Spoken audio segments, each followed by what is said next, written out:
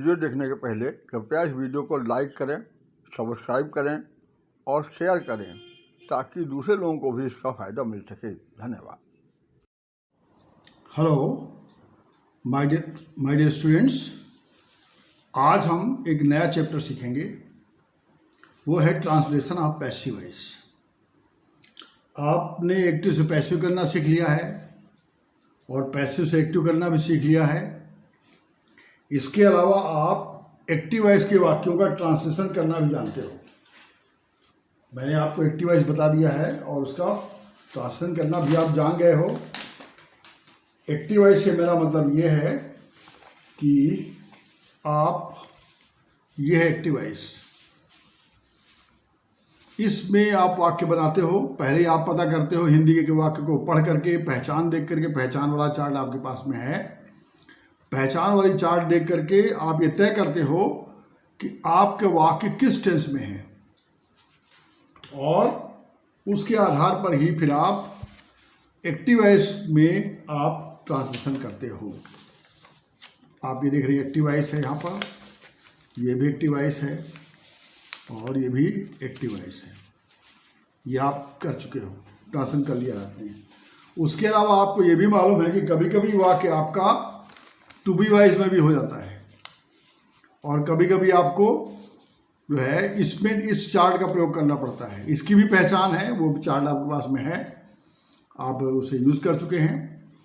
तो कभी कभी वाक्य टू बी वॉइस में आ जाता है और कभी कभी वाक्य हमारा एक्टिव वॉइस में रहता है। तो आप ये अंतर जानते हैं कि एक्टिव वॉइस में वाक्य तब होता है जब कर्ता कोई कार्य करता है और वाक्य में एक मेन वर्ब होती है, मुख्य क्रिया होती है। लेकिन आपको ये मालूम है कि कर्ता कोई कार्य नहीं करता है और वाक्य में मुख्य क्रिया नहीं होती है, तो वो टू बी वॉइस में हो जाता है और फिर हम ये चार्ट का प्रयोग करते हैं। इसी प्रकार कभी कभी वाक्य जो है वो पैसिव वॉइस में भी हो सकता है। मतलब आपको ऐसा वाक्य हिंदी का मिल सकता है जो पैसिव वॉइस में हो और आपको फिर उसमें ये वाला सिस्टम लगाना पड़ेगा पैसिव का। आपको ये आप जानते हैं, जो यूज़ कर चुके हैं एक्टिव से पैसिव करते समय, ये आपने किया है। ये दो इस चार्ट का प्रयोग करते थे, एक्टिव से पैसिव करते थे, पैसिव से एक्टिव भी आपने किया है। लेकिन कभी कभी आपको हिंदी का वाक्य ऐसा मिल जाएगा जो पैसिव में होगा और आपको अनुवाद उसको इन सहायक क्रियाओं का प्रयोग पैसिव की हेल्पिंग वर्ब लगा करके, ये पैसिव का सिस्टम लगा करके ही आप उसको ट्रांसलेट कर सकते हो। तो इस प्रकार से आप देख सकते हो कि आपको ट्रांसलेशन के लिए आपके सामने तीन चॉइस रहेंगी। या तो वाक्य आपका एक्टिव वॉइस में होगा, या हो सकता है कि वाक्य आपका टू बी वॉइस में हो, जैसा कि आप ये देख रहे हो, और या हो सकता है आपके वाक्य का पैसिव वॉइस में हो आपका वाक्य। तो अगर वो एक्टिव वॉइस में है तो हमें इस चार्ट का प्रयोग करना है, और अगर टू बी वॉइस में है तो हमको इस चार्ट का प्रयोग करना है, और अगर पैसिव वॉइस में हो तो हमको इस चार्ट का प्रयोग करना है। इस प्रकार से ये तीनों में अंतर आपको बनाए रखना पड़ेगा ट्रांसलेशन करते समय। ट्रांसलेशन के लिए जो वाक्य हमको मिलते हैं उनमें कभी भी किसी समय एक्टिव वॉइस का वाक्य आ सकता है और कभी भी एक्टिव वॉइस वाला ये वाला, और कभी भी हमारे सामने टू बी वॉइस का वाक्य आ सकता है और कभी भी हमारे सामने पैसिव वॉइस का वाक्य भी आ सकता है। इसके लिए हमें तैयार रहना पड़ेगा। अब हम यहाँ पर आपको ये बताना चाहते हैं कि किस प्रकार जाने कि हमारा वाक्य पैसिव वॉइस में है। जैसे आपने जाना कि एक्टिव वॉइस में तब होता है जब कर्ता कोई कार्य करता है, और टू बी वॉइस में तब होता है जब कर्ता कोई कार्य नहीं करता है, तो टू बी वॉइस में होता है। तो अब यहाँ पर हम ये कैसे जाने कि हमारा वाक्य पैसिव वॉइस में है। तो पहले हम ये थ्योरी पढ़ते हैं। टू बी वॉइस की तरह पैसिव वॉइस का भी कर्ता कोई कार्य नहीं करता है, परंतु अंतर यह है कि पैसिव वॉइस में कर्ता के ऊपर ही क्रिया में बताया गया कार्य किया जाता है। कुछ वाक्यों में कार्य करने वाला अज्ञात होता है अथवा वाक्य में कार्य करने वाले का जिक्र ही नहीं रहता है।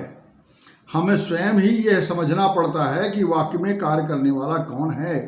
यह वाक्य को पढ़ने से यह स्वयं ही स्पष्ट हो जाता है कि कार्य का करने वाला कौन है। तो इसी प्रकार कुछ वाक्यों में ऑब्जेक्ट में कार्य करने वाले का जिक्र द्वारा या के द्वारा शब्द के बाद होता है। कभी कभी ऑब्जेक्ट कौन काम कर रहा है ये बताया जाता है पैसिव वॉइस में, लेकिन उसमें उसके पहले द्वारा या के द्वारा आता है, जबकि एक्टिव वॉइस में कर्ता ही क्रिया में बताए गए कार्य का करने वाला होता है। अब इसको हम कैसे समझेंगे, ये एग्जाम्पल हैं। जैसे आप देख रहे हो यहाँ पर रवि को अध्यापक के द्वारा दंड दिया गया। Ravi was punished by the teacher. यहाँ पर हमारा कर्ता रवि है और क्रिया है हमारा वॉज पनिश्ड, यानी दंड देने का कार्य। तो हमारा कर्ता जो रवि है वो दंड देने का कार्य नहीं कर रहा है, मतलब जो क्रिया में कार्य बताया गया है वो है दंड देना, लेकिन ये कर्ता रवि नहीं कर रहा है, बल्कि कौन कर रहा है, अध्यापक के द्वारा। ये ऑब्जेक्ट है, ऑब्जेक्ट में बताया जा रहा है कि किसी के द्वारा काम हुआ, लेकिन सब्जेक्ट के ऊपर ही काम हो रहा है। यानी ये काम अध्यापक कर रहा है लेकिन रवि के ऊपर ये काम हो रहा है, या रवि उस कार्य को रिसीव करता है। उस कार्य को दंड को प्राप्त करने वाला रवि है और दंड देने वाला टीचर है। तो कार्य करने वाला टीचर हो गया, रवि तो उस एक्शन का रिसीवर है, उस कार्य को प्राप्त करने वाला है। तो ऐसा वाक्य पैसिव वॉइस में होगा। तो रवि को अध्यापक के द्वारा दंड दिया गया, तो यहाँ दंड दिया गया में जो है आप देख रहे हैं कि ये पास्ट इंडेफिनिट है, इसलिए जो है यहाँ पर जो है हम सब्जेक्ट रवि लिखेंगे और ये पास्ट इंडेफिनिट टेंस है, दिया गया माने पास्ट इंडेफिनिट है। और चूंकि ये पैसिव वॉइस में है इसलिए हम पास्ट इंडेफिनिट में जो सिस्टम बताया गया है पैसिव का वो लगाएंगे, पैसिव वाला। जैसे आप यहाँ पर देख रहे हो ये एक्टिव वॉइस है और ये पैसिव वॉइस है और ये पास्ट इंडेफिनिट है, और पैसिव में पास्ट यूनिट में हम लगाते हैं वाज वेर और वर का थर्ड फॉर्म। तो यहाँ पर हमको वाज वेर वर का थर्ड फॉर्म लगाना पड़ेगा। तो ये हो गया Ravi was punished by the teacher. काम कौन कर रहा है, ये के द्वारा, अध्यापक के द्वारा बताया गया, तो यहाँ बाय द टीचर हो गया। तो ये पैसिव वॉइस में हम पहले ये पता लगाएंगे कौन सा टेंस है और फिर उसके आधार पर ही हम उसका अनुवाद करते हैं। अब यहाँ पर देखिए अगला वाक्य है, इस फैक्ट्री में साइकिलें बनाई जा रही हैं। तो इसमें क्या बनाई जा रही हैं, साइकिलें।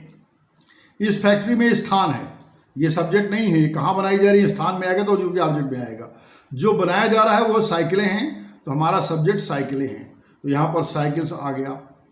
लेकिन क्या बनाने का काम साइकिलें कर रही हैं, साइकिल जो कि सब्जेक्ट हैं वो ये काम नहीं कर रही हैं, बल्कि उनके ऊपर ही ये काम हो रहा है। इन्हें साइकिलें मैन्युफैक्चरिंग वाले काम को रिसीव कर रही हैं, तो ये पैसिव वॉइस हो गया। लेकिन खास बात यह है कि इसमें ये नहीं दिया हुआ है कि साइकिल का बनाने वाला कौन है, क्योंकि हमें पता है कि फैक्ट्री में साइकिलें जो बनाई जाती हैं वहाँ के काम करने वालों के द्वारा बनाई जाती हैं। ये स्वतः सिद्ध है, इसलिए लिखा जाए या न लिखा जाए उससे कोई फर्क नहीं पड़ता है और ये समझ में आ जाता है, लेकिन उसमें जिक्र नहीं है, तो हम भी जिक्र नहीं करेंगे। और चूंकि साइकिल जो हमारा सब्जेक्ट है क्रिया में बताए गए कार्य को नहीं कर रहा है, बल्कि उसके ऊपर, साइकिलों के ऊपर ये काम हो रहा है, या साइकिलें इस कार्य को रिसीव कर रही हैं या इस एक्शन को रिसीव कर रही हैं, इसलिए पैसिव वॉइस में हो गया। तो ये हो जाएगा, इस फैक्ट्री में साइकिलें बनाई जा रही हैं, तो cycles are being manufactured in this factory. अब बनाई जा रही हैं, ये प्रेजेंट कंटीन्यूअस टेंस हो गया। तो चूंकि प्रेजेंट कंटीन्यूअस टेंस है तो हम पैसिव वॉइस में देखेंगे इसमें क्या लगाना है। जिसमें आप देख रहे हैं is R am being work का थर्ड फॉर्म है पैसिव वॉइस में, तो हम यही सिस्टम लगाएंगे। तो इसलिए इसमें लगाया गया cycles are being manufactured in this factory. अब अगला वाक्य है, मेरी साइकिल स्टैंड से चुरा ली गई है। अब यहाँ पर आप देख रहे हैं कि मेरी साइकिल चुरा ली गई है, तो चुराने का काम मेरी साइकिल तो नहीं कर रही है, अर्थात मेरी साइकिल ही के ऊपर ये काम किया गया है, तो ये पैसिव माना जाएगा, क्योंकि साइकिल जो मेरा का सब्जेक्ट है माई साइकिल, वो इस एक्शन को रिसीव कर रहा है या ये कार्य उसके ऊपर हो रहा है। तो हम लिखेंगे माई साइकिल, और चुरा ली गई है चूंकि ये प्रेजेंट परफेक्ट है, तो इसका पैसिव वॉइस में हैव हैज बीन वर्ब का थर्ड फॉर्म आएगा। तो ये हो जाएगा my cycle has been stolen from the stand, तो ये हमारा बन जाएगा।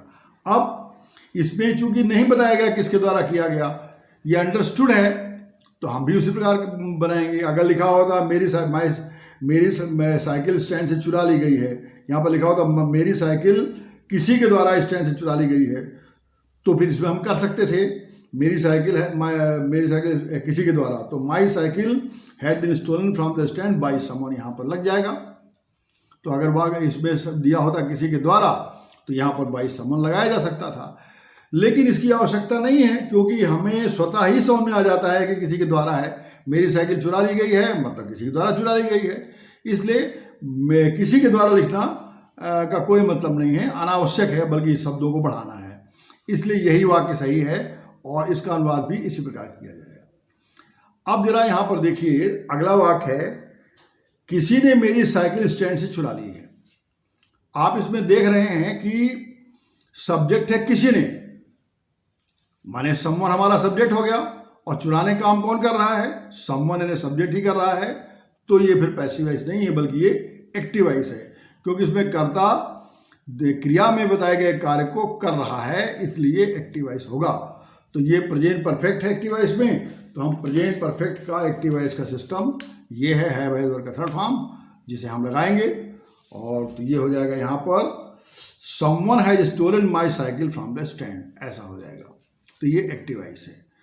तो इस प्रकार से हम एक्टिव वॉइस पैसिव वॉइस को हम पहचानें, और पहचान करके हम इस पर काम करें। देखें तो अब जो हम यहाँ पर कुछ और एग्जाम्पल्स हैं उनको देखते हैं। जैसे मिठाइयाँ बांटी गईं, ये पास्ट इंडेफिनिट है, और मिठाइयाँ बांटी गईं मतलब लोगों के द्वारा यहाँ पर जो छिपा हुआ है, मतलब मिठाइयाँ वो काम को नहीं कर रहे हैं, मतलब मिठाइयाँ हमारा सब्जेक्ट है और बांटने का मिठाइयाँ तो कर नहीं रही हैं, मिठाइयाँ जो है खुद ही बांटी जा रही हैं, उनके ऊपर ये काम हो रहा है।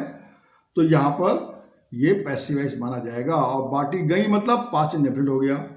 तो इसमें हो जाएगा हमारा पैसिव वॉइस का ट्रांसलेशन बनेगा पास्ट इंडेफिनिट में, चूंकि हमको लगाना पड़ता है वाज वर वर्ब का थर्ड फॉर्म। ये आप देख रहे हैं passive voice was were verb का थर्ड फॉर्म, तो ये इसमें लगाया जाएगा। तो ये हो जाएगा स्वीट्स वर डिस्ट्रीब्यूटेड,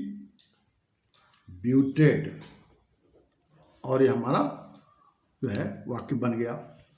अब है मोहन को इनाम दिया गया, सब्जेक्ट हमारा मोहन है, तो मोहन को हम लिख लेंगे यहाँ पर मोहन। अब मोहन इनाम दे नहीं रहा है, मोहन को ही इनाम दिया जा रहा है, मोहन के ऊपर एक्शन हो रहा है, तो ये पैसिव वॉइस है। अगर मोहन इनाम देने का काम स्वयं कर रहा होता तब फिर एक्टिव वॉइस होता, लेकिन क्योंकि मोहन के ऊपर ही कार्य हो रहा है इसलिए पैसिव वॉइस है। और ये भी पास्ट इंडेफिनिट में दिया गया, तो ये हो जाएगा Mohan was given a prize, ये बन गया हमारा, मोहन को इनाम दिया गया। अब अगला वाक्य है प्रिंसिपल ने मोहन को इनाम दिया। अब यहां पर देने का काम कौन कर रहा है, प्रिंसिपल, और यही हमारा सब्जेक्ट है, यानी हमारा जो सब्जेक्ट प्रिंसिपल है वो इस वाक्य में जो क्रिया है इनाम देने कार्य है उसको कर रहा है, तो ये एक्टिव वॉइस होगा। ये भी पास्ट इंडेफिनिट है, तो ये हो जाएगा द प्रिंसिपल। अब ये पास्ट जो सेकेंड फॉर्म लगाना पड़ेगा, एक्टिव वॉइस में है ये, द प्रिंसिपल गेव और मोहन अ प्राइज, ये हमारा वाक्य बन गया।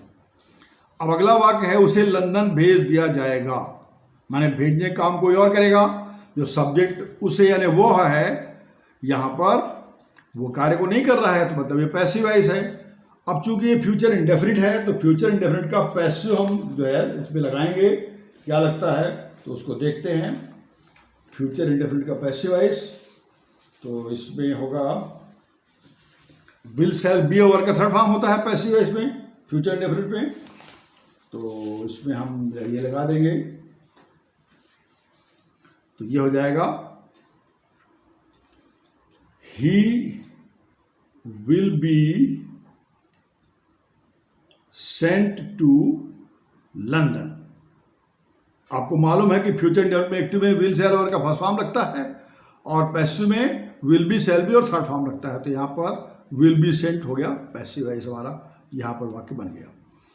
अब वो दवा खा रहा है, वो दवा खा रहा है मतलब ये सब्जेक्ट वो है और वही काम कर रहा है, तो मतलब ये एक्टिव वॉइस में है, तो ये प्रेजेंट कंटिन्यूअस है, तो ये हो जाएगा he is eating medicine.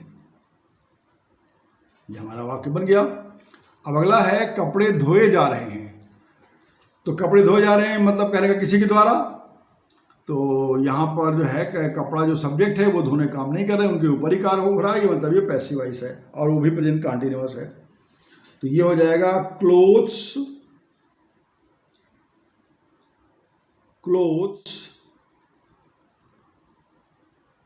Are being washed.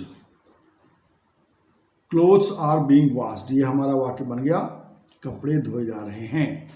और इस प्रकार से हम पैसिव कर सकते हैं। और आपको जैसा मालूम है कि प्रेजेंट कंटिन्यूअस में इज आर एम बी वर्ग का थर्ड फॉर्म लगता है पैसिव में, तो वही यहाँ पर लगा दिया गया है। अब यहाँ पर आपको इस प्रकार से आप कर सकते हैं। और मैं आपको यहाँ पर ये बताना चाहता हूँ कि ये इसकी पैसिव है, इसकी पहचान भी है, तो मैं आपको पहचान दिखा देना चाहता हूँ, आप देख लें। पहचान भी है उसकी, तो उसमें भी उसको भी मैं आपको समझाना चाहता हूँ ताकि आपको पहचान क्लियर हो जाए।